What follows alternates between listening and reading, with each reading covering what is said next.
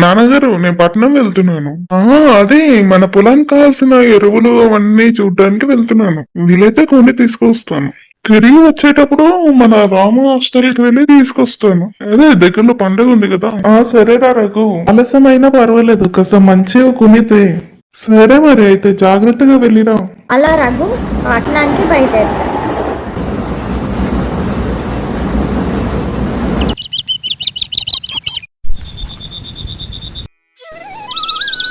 ఒకరోజు రాఘవయ్య ఇంటికి తన స్నేహితుడైన రంగయ్య వస్తాడు.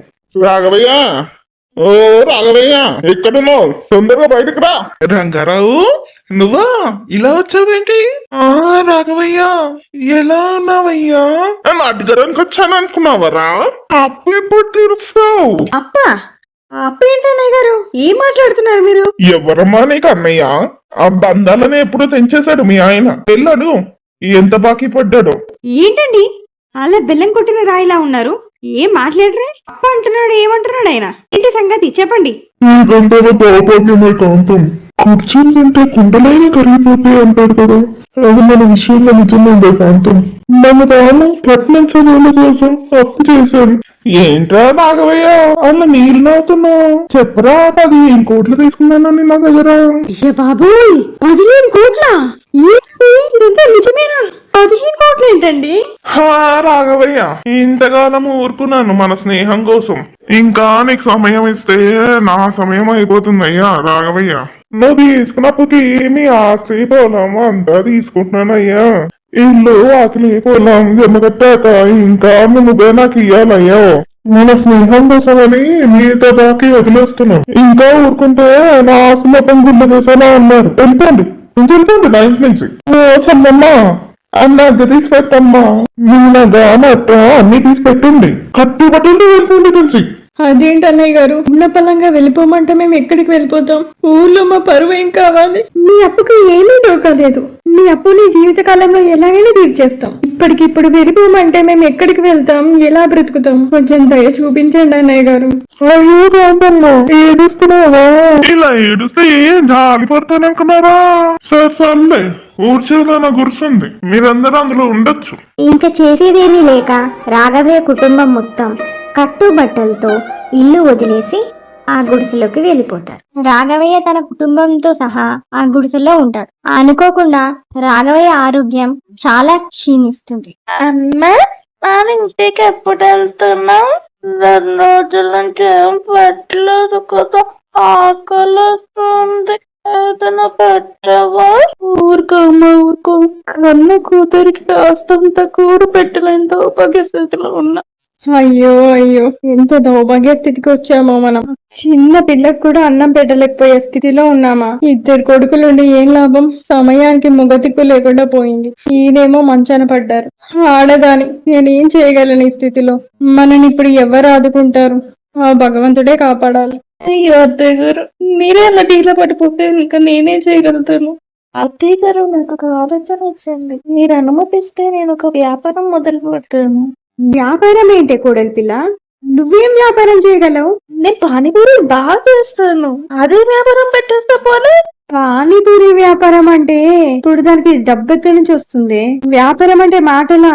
దానికి చాలా ఖర్చు అవుతుంది. ఇప్పుడు మనకి ఏమీ లేదనే కదా మన బాధ. మీరైతే సరే అనండి అత్తయ్య, మీతోదంతా నేను చూసుకుంటాను. సరే నాకు ఇంకేం చేస్తానమ్మా, ఇప్పుడు చేసేది ఏమీ లేదు.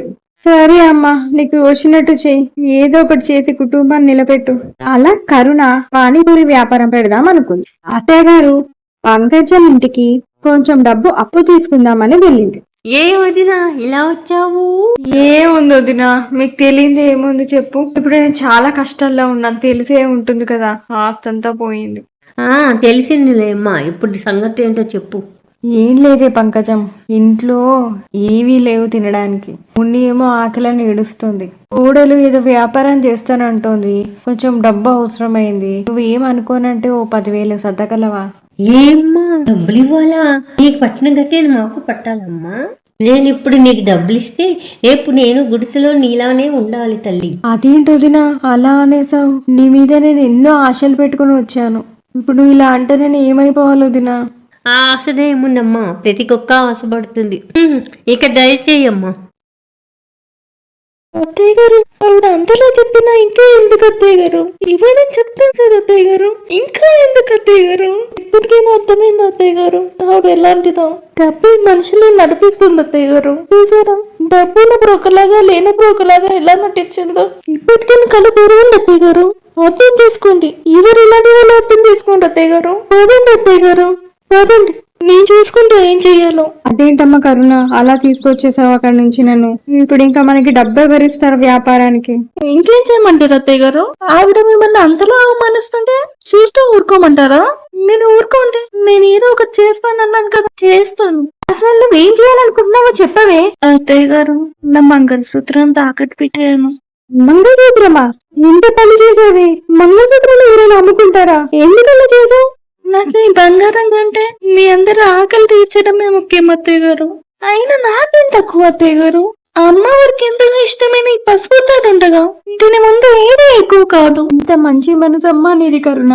ఇన్నాళ్ళు నీ మంచితనాన్ని అర్థం చేసుకోవడంలో నేను చాలా పొరపాటు పడ్డా. కళ్ళుండి నీ మంచితనాన్ని తెలుసుకోలేనంత గుడ్డిదానైపోయా.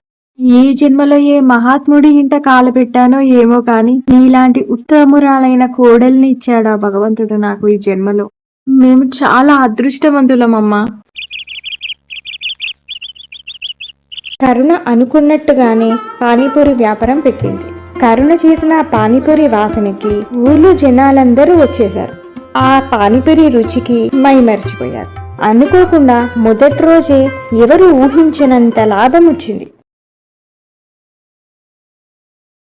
ఒకరోజు రంగయ్య రాఘవయ్య నివసిస్తున్న గుడిసెలోకి వస్తాడు. ఏంటి అన్నయ్య గారు మళ్ళీ వచ్చారు? ఇంకేమైనా మిగిలిందా ఏమైనా తీసుకెళ్ళడానికి? ఏం లేదమ్మా చెల్లమ్మ, ఎలా ఉన్నారో చూద్దామని వచ్చాను. ఏముంది చూడడానికి? చూసారుగా, ఇంకా దయచేయండి. ఏంటమ్మా చెల్లమ్మ, కోపం ఎక్కువ అవుతున్నట్టుంది, చూసుకో కాస్త. నా కోపం గురించి మీకు ఎందుకులేండి, ముందు ఏం కావాలో చెప్పండి. ఎందుకు వచ్చారు? ఇంకా ఏం మిగిలిందని మా దగ్గర తీసుకెళ్ళడానికి వచ్చారు? తీసుకెళ్ళడం కాదమ్మా, ఇవ్వడానికి వచ్చాను. మీ ఇల్లు ఇవ్వడానికి వచ్చానమ్మా. ఇలాంటి మాటలు చెప్పి మోసం చేయడం మీలాంటి వాళ్ళకే చెల్లు. ఇన్నాళ్ళు అన్నయ్య అన్నయ్య అని ఆప్యాయంగా ఉంటే చివరికి మీరు చేసిన పనే ఏంటి? ఇది మమ్మల్ని గుడిసపాలు చేశారు. ఇప్పుడు ఇల్లు ఇవ్వడానికి తిరిగి వచ్చాడంట. ఇంకెవరికైనా చెప్పండి అన్నయ్య గారు ఈ మాటలు. నాకు కాదు, మా వంతు అయిపోయింది. ఊలము కాంతమ్మా, ఆగమ్మా. ఎవరయ్యి రాఘవయ్యా లేరా? నీ ఆవిడ నన్ను తిట్టేస్తుందిరా రాఘవయ్యా. ఇంకా చాలరా నీ నత్తనాలే. అదేంట్రా అప్పుడే లేపేశావు? మా ఆవిడ నిన్ను ఏదో అంటుందిగా, వినని కాసా. ఈ మాటకే ఆ మాట భలే చదువుగా ఉంది. ఏమండి, ఏంటండి ఇది? నాకేం అర్థం కావట్లేదు. మీరేం లేచారు? మీ గుంట్లో బానే ఉందా? ఏం లేదే, నేను రంగయ్య కలిసి నాటకం ఆడాం. ఏంటి నాటకమా ఇదంతా? అంటే నాకేం అర్థం కావట్లేదండి. కాస్త సరిగ్గా చెప్పండి ఏం జరిగిందో. నీకు అన్నీ అర్థమయ్యేలా చేద్దామనే మేమిద్దరం కలిసి నాటకం ఆడాం. ఇప్పటికీ నా అర్థం చేసుకోవే కాంతం, ఎవరు ఎలాంటి వాళ్ళు. నువ్వు ఎంతగానో అభిమానించిన ఆ పంకజం చూసావా ఎలా చేసిందో? అదే మన కోడల్లో ఇంత కష్టాల్లోనూ తను వెళ్ళిపోకుండా మన కోసం నిలబడింది. ఇప్పటికైనా అర్థం చేసుకోవే కాంతం, దాని గొప్పతనం. మన కోడలు మన కోసం తన మంగళసూత్రాన్ని అమ్మింది. ఈ కాలంలో ఎవరైనా అంటారా? ఎవరు ఉండరు. అవునండి, మీరు చెప్పింది అక్షరాల నిజం. ఇన్నాళ్ళు కళ్ళుండి గుడ్డిదానైపోయాను. ఇప్పుడు మనసుతో మంచిదానవుతాను. ఏ మాటకి ఆ మాటే అండి. వీళ్ళు నాటకం ఆడేశారు. అన్నయ్య గారైతే నిజంగా మీకంటే బాగా నటించారు. మెచ్చేసుకుందరా. ఈ విధంగా కాంతంలో మార్పు వచ్చింది.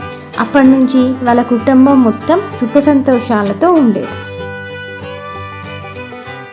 మీకు కనుక ఈ వీడియో నచ్చితే లైక్ చేయండి, షేర్ చేయండి, సబ్స్క్రైబ్ చేసి బెల్ ఐకాన్ క్లిక్ చేయండి.